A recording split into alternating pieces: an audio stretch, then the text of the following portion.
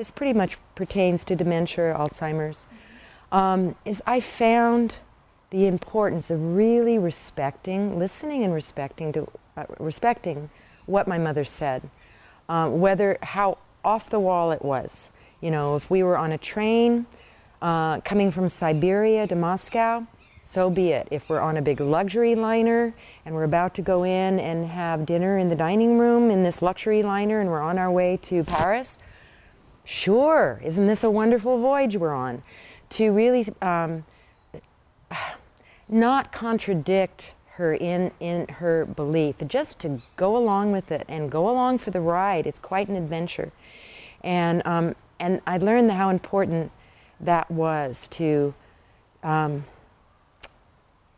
go along with her fantasy. It didn't matter. And I found other people trying to correct her or correct her view of reality at the moment. And it was just so counterproductive. It didn't matter. One thing I found with her artist's eye is she would often see things that weren't there. Or for instance, there was a monthly calendar or maybe a weekly calendar on her wall that said when, you know, there was music in the dining room or whatever, or bingo. And at one point, it was this particular one was in purple, and she looked at it, and the tack had kind of come off, and one edge was curling. And she was looking at it in bed, and she looked up at me and then back at it, and she said, "Isn't that a beautiful painting?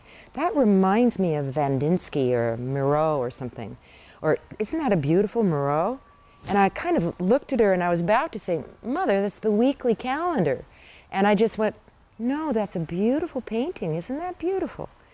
And I think that's really important to really give them that respect of whatever their perception is at the moment, and be curious about what they're seeing. May not be what we're seeing, but who knows what reality really is anyway.